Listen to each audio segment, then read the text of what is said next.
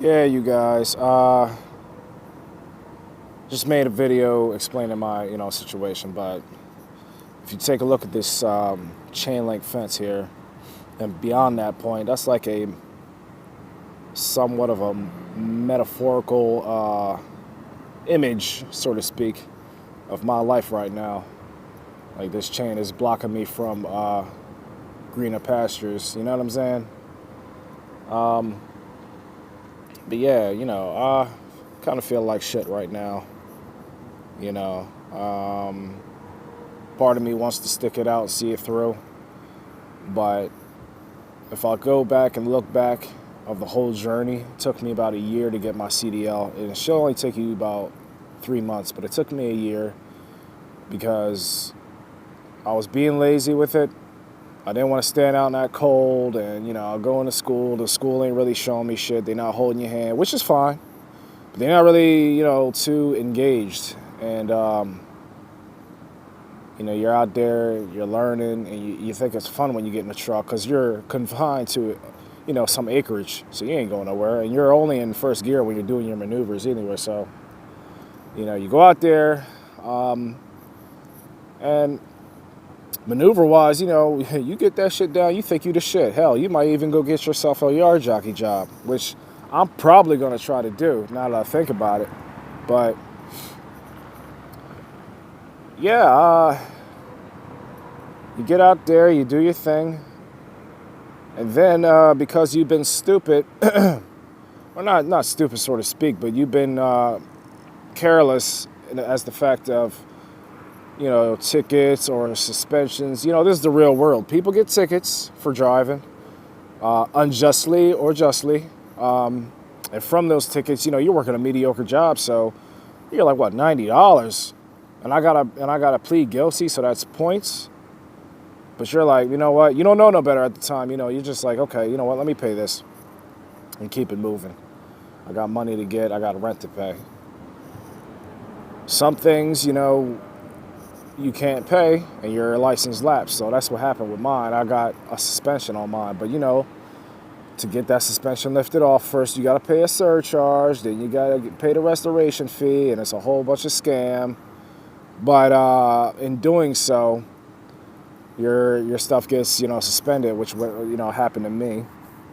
And that happened about 5 years ago. 2 tickets because it was weird because I was driving a new car, so I wasn't used to the speed in it. It was like a same year car, and I was doing some stupid stuff, buying that, trying to impress somebody, but I was 25 at the time. Then, other tickets was speeding, maybe 5 over, and I'm like, all right, well, you're just screwing with me now because everybody's doing 5 over, but whatever. I get suspended because of the ticket. I didn't pay it. I didn't have the money to pay it. I wasn't doing too good. And you think once you pay it, it's over and done with. Nope. Go for your CDL. They want your butthole clean. You did what 7 years ago? 7 years ago? Are you serious? You're going back 7 years ago? So that's what the whole situation was with me linking up with Western Express, is that, they're a second chance company, which is fine.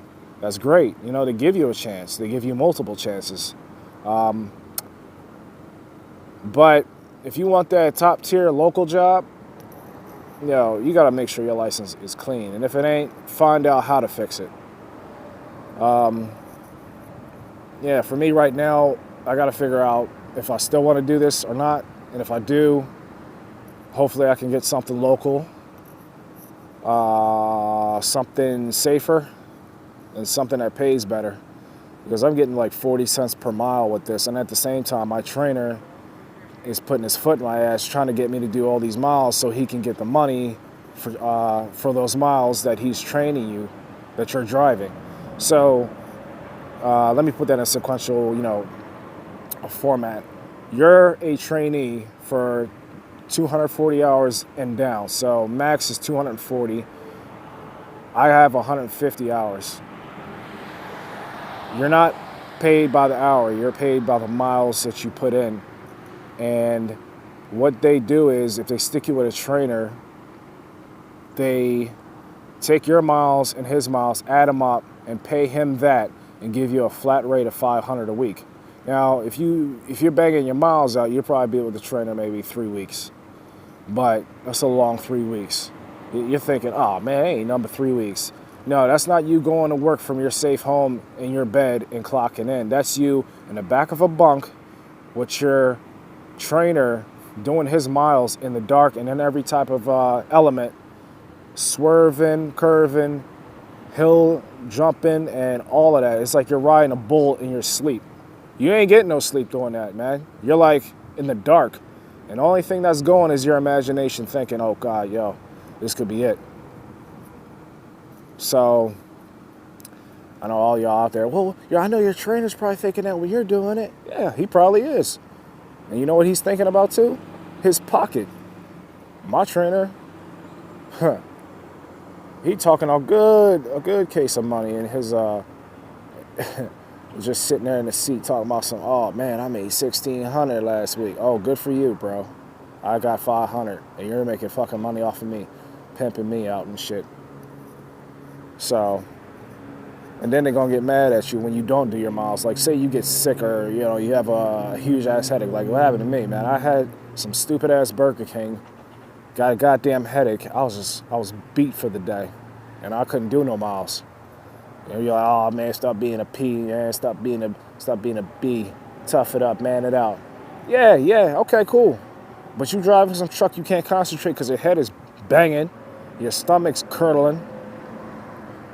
Man, look, like I said, man, for me, it's safety first. And if this shit ain't safe, I ain't doing it.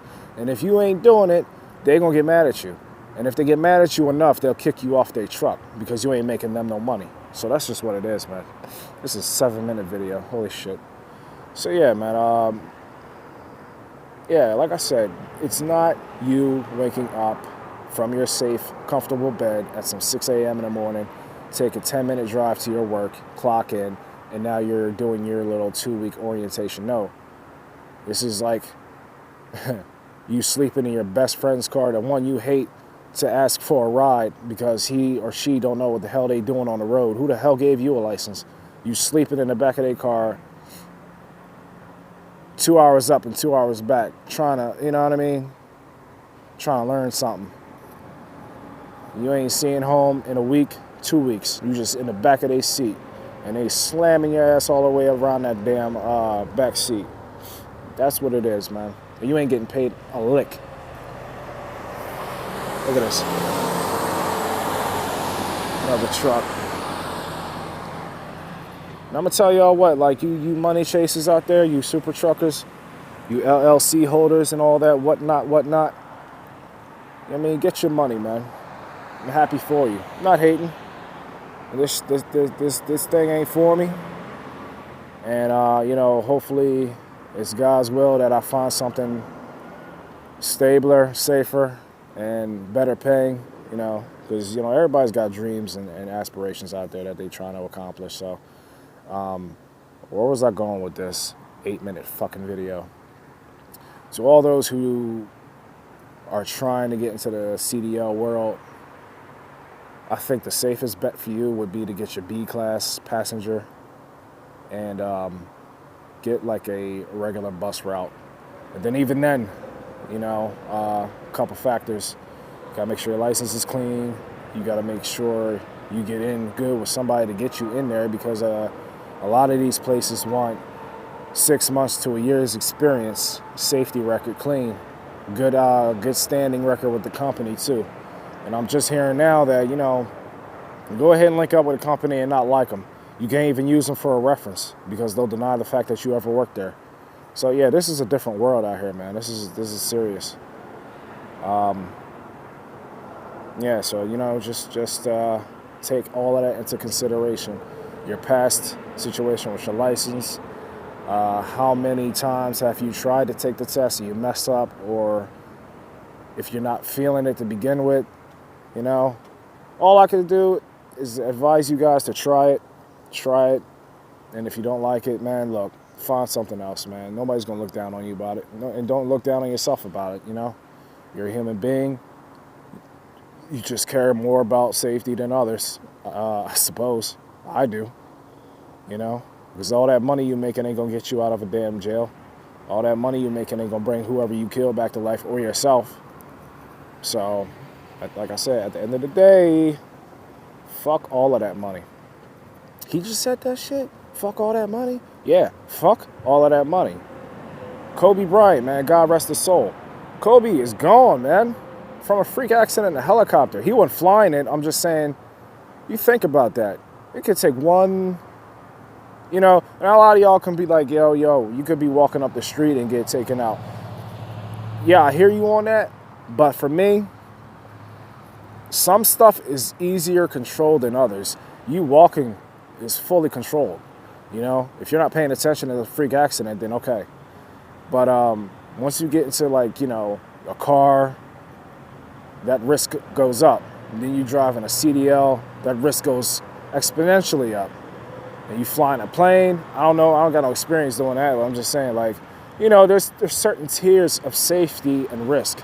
And for what they're willing to pay, nah, man, I'm not risking none of that BS, man.